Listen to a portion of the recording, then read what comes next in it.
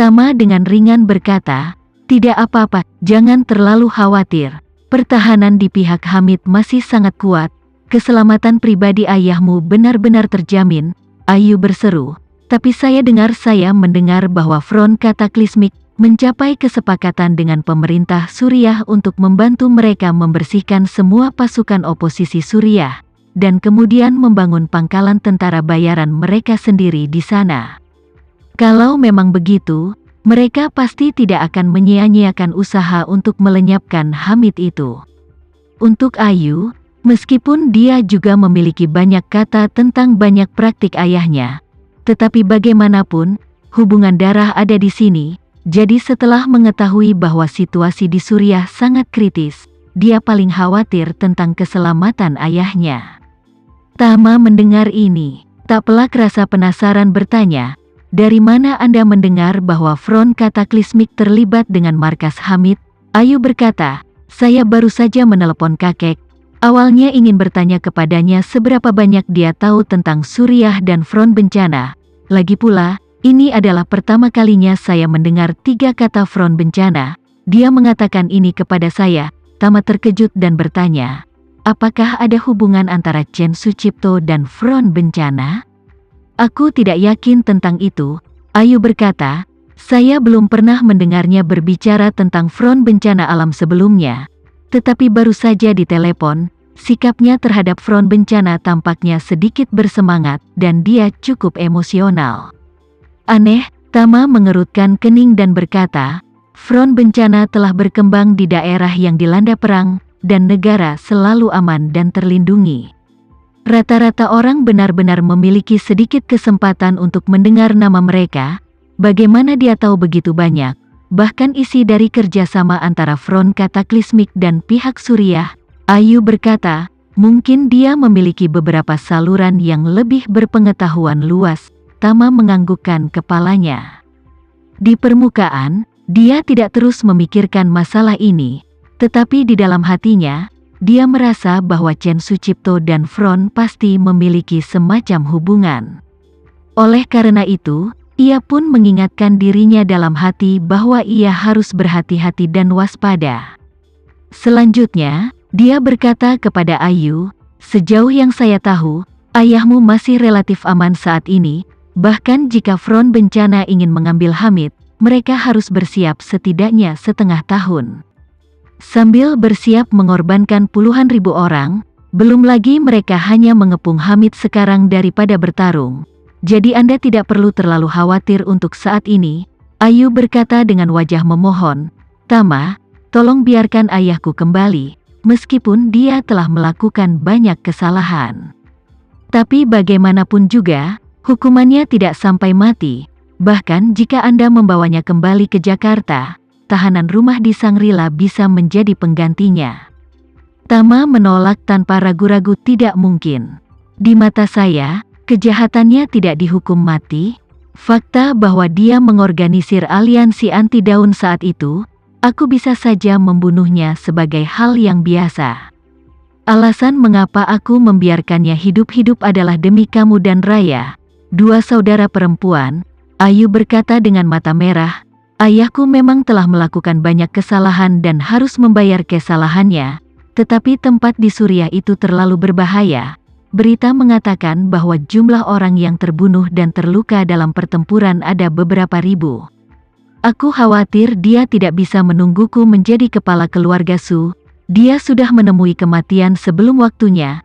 Tama memandang Ayu, berkata dengan ekspresi serius, "Setiap orang harus mengambil risiko dan membayar harga untuk apa yang telah mereka lakukan. Aku mengirim ayahmu ke Suriah, yang merupakan hukumanku untuknya. Jika dia menghadapi bencana alam atau buatan manusia yang tidak terkendali dalam proses menerima hukuman ini, hanya dapat dikatakan bahwa hidupnya sendiri tidak beruntung." Ayu ingin terus bertarung dengan Tama, tetapi ragu-ragu sejenak atau menyerah. Dia menatapnya dan bertanya, "Tama, kamu mengatakan bahwa kamu akan membiarkan ayahku pergi ke kuburan orang tuamu untuk meminta maaf di Qingming, dan bahwa kamu akan membiarkan dia menandatangani perjanjian perceraian dengan ibu saya? Tapi sekarang markas Hamid telah dikepung oleh Front Kataklismik. dan orang-orang dari front ingin membunuh mereka semua. Dalam keadaan seperti itu, apakah ayahku masih bisa keluar?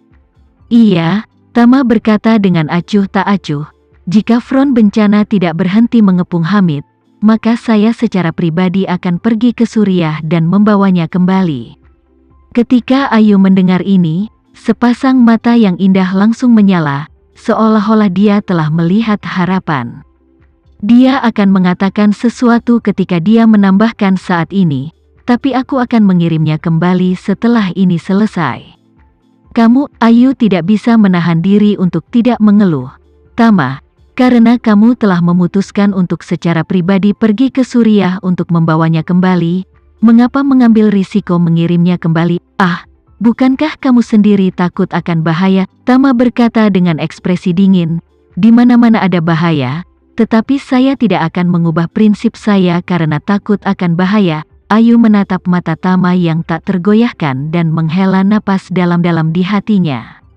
Pada saat ini, ada beberapa perasaan bersalah jauh di dalam hatinya. Bahkan, dia juga tahu bahwa apa yang dikatakan Tama adalah kebenaran. Jika bukan karena dia dan Raya, ayahnya Zain tidak akan memiliki kesempatan untuk pergi ke Suriah untuk hidup. Fakta bahwa dia bisa pergi ke Suriah sudah menjadi jaring sisinya oleh Tama. Dia memohon padanya untuk mengambil langkah mundur saat ini, yang memang terlalu berlebihan. Jadi, dia merasa malu dan berkata kepadanya, "Maaf, tuanku, ini salahku, ketika Anda membuat keputusan ini, saya menerima persyaratan kontrak 3 tahun Anda.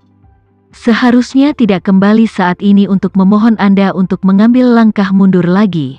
Tama melambaikan tangannya dan berkata dengan lembut, "Dia adalah ayahmu, bagaimanapun juga, itu normal bagimu untuk memohon padanya." Setelah mengatakan itu, dia melihat waktu. "Oke, mari kita bicarakan, konferensi akan segera dimulai, kamu masih harus mempersiapkannya." "Baik," Ayu mengangguk dan berkata, "Aku akan membahas pidato dengan Nona Nanako lagi." Pada saat ini, Tama juga berpikir dalam hatinya, sepertinya aku harus pergi ke Suriah lagi dalam 2 hari ke depan. Dia berpikir bahwa akan mudah untuk pergi ke Suriah sendirian. Dia masih bisa menggunakan cara ketinggian rendah yang sama untuk membuka payung terakhir kali, dan percaya bahwa dia pasti bisa melewati pengepungan front kataklismik dengan mudah. Namun, jika dia ingin dikelilingi oleh lebih dari 10.000 orang, membawa Zain keluar, itu jelas bukan hal yang mudah. Karena itu, lebih baik pergi lebih awal, atau punya lebih banyak waktu untuk bersiap dan melihat apakah ada cara yang baik. Jika tidak, jika upacara leluhur ditunda dan Zain tidak bisa datang ke makam orang tuanya untuk bersujud dan menerima kesalahannya, bagaimana dia harus menjelaskan kepada orang tuanya? Selain itu, Tama sedikit banyak khawatir apakah pertahanan Hamid dapat menahan serangan 10 hingga 20.000 tentara front bencana. Jika, setelah beberapa waktu, front melihat bahwa pengepungan tidak berhasil, dan bersedia membayar ribuan orang bersama-sama dengan pasukan pemerintah untuk menghabisi Hamid, maka Hamid mungkin tidak dapat menghentikannya. Jadi dia harus pergi sedini mungkin untuk menentukan kedua hal itu, dan juga untuk menghindari mimpi sepanjang malam di masa depan.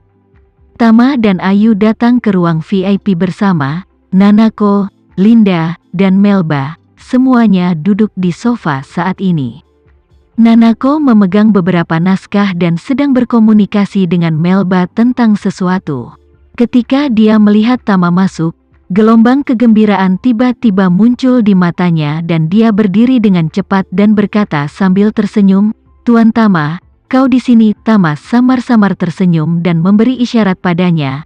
Melba juga berdiri, sedikit gugup dan malu, dan berkata, "Tuan Renza, kamu di sini?"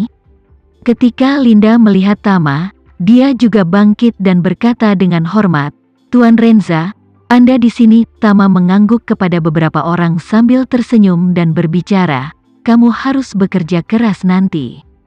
2 pemegang saham yang cantik, CEO yang cantik, dan mitra strategis yang cantik lainnya. Sekian dulu ya video kali ini, kita lanjutkan lagi videonya di lain waktu. Oh iya, bagaimana menurut kalian? Semoga bisa sedikit menghibur kalian semua.